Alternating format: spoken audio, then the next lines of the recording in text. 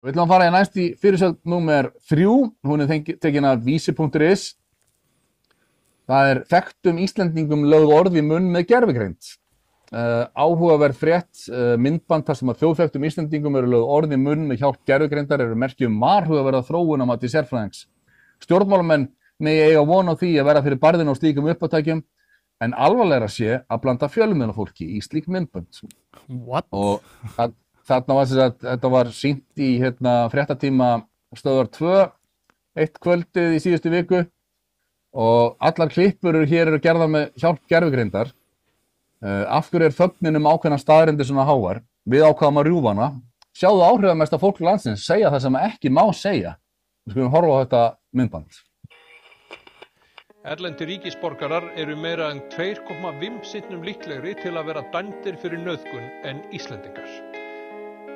Þeir eru 17 sinnum líklegri til að vera sendir í gæsluvarðhald. Og þau eru næstum 7 sinnum líklegri til að vera atvinnulaus.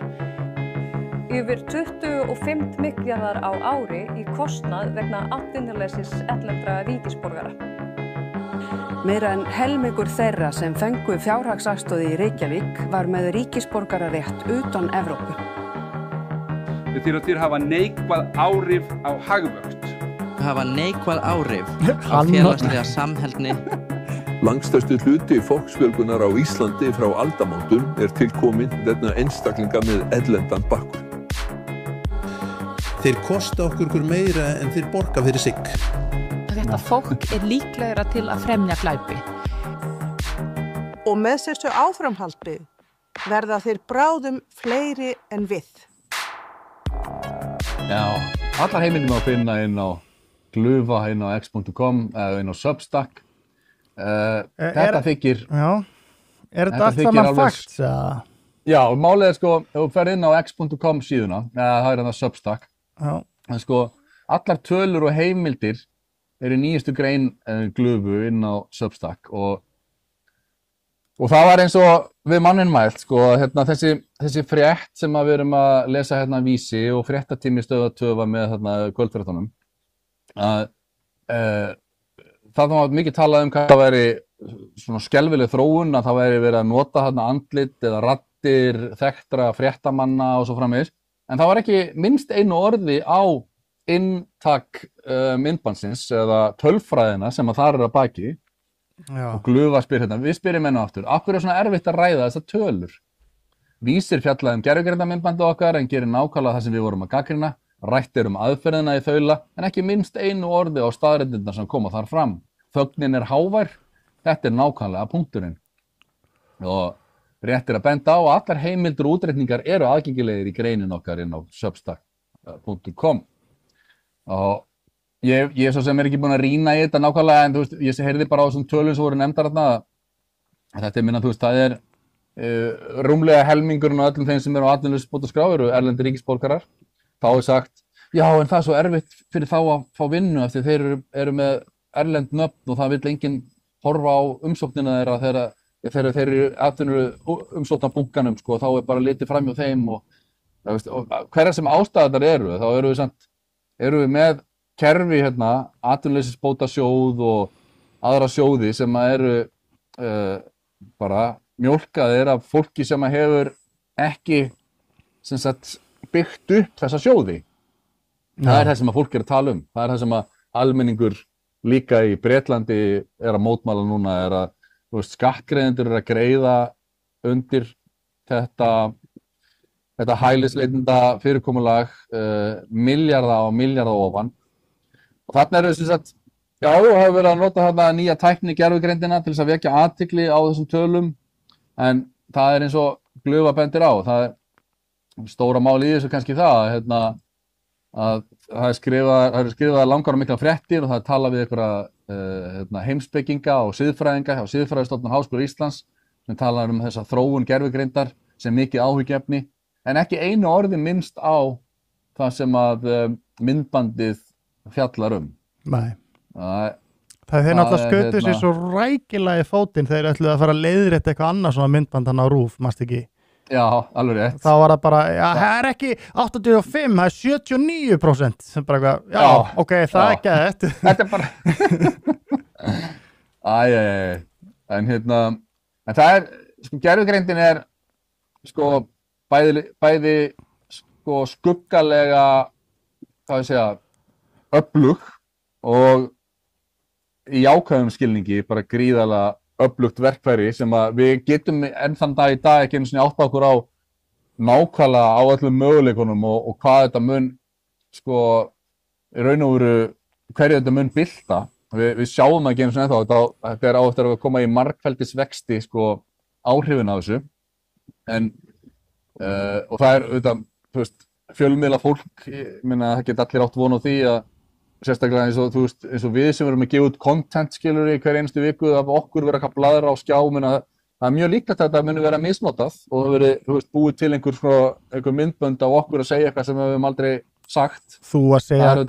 Þú að segja ég er kallfeministi, þú veist, það geti einhver gert það, það er devastating. Já, og það er mjög skuggalegt, en ég meina, þú veist, fylgifiskar gervigreindinnar eru bæði jákvæðir og neikvæðir. Já, eins og interneti sjálft, skilur við, það er bara þannig.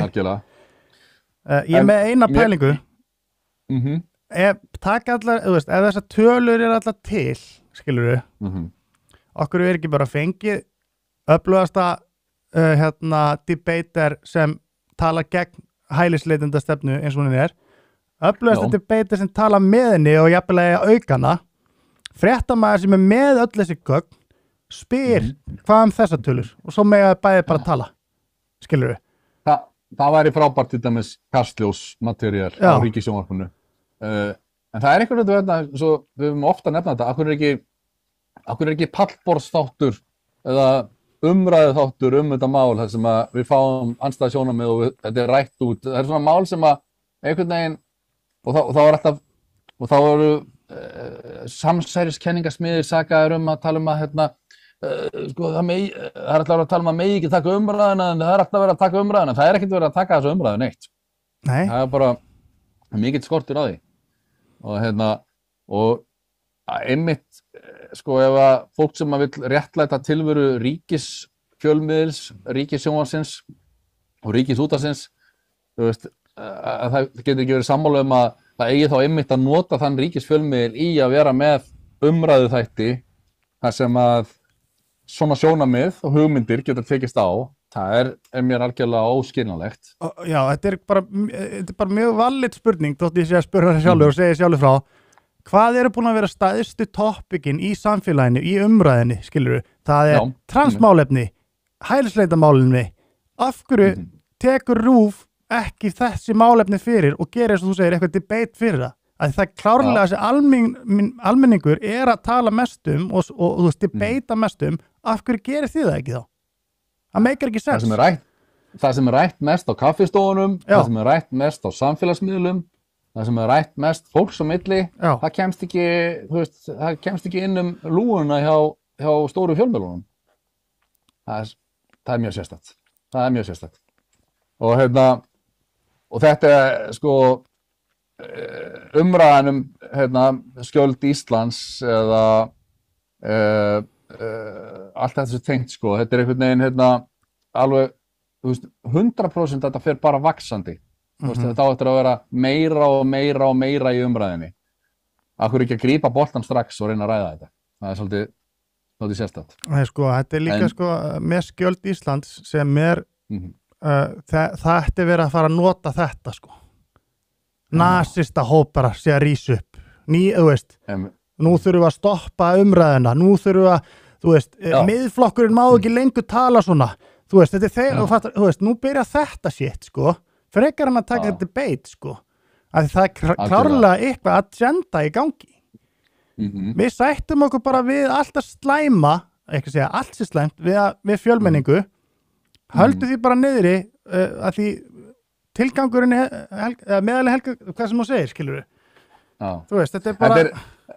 Það er alveg magnaðið mitt að þegar að fólk, sko, almenningur fyrir að ávarpa mál sem að hann hefur áhyggjur af, að þá allt í einu, þá það orðið áhyggjefni, sko. Það ekki það sem að almenningur hefur áhyggjur af, það skiptir engum máli, en það að einhver sé að rísa upp og tala það. Já, það vandamál, sko.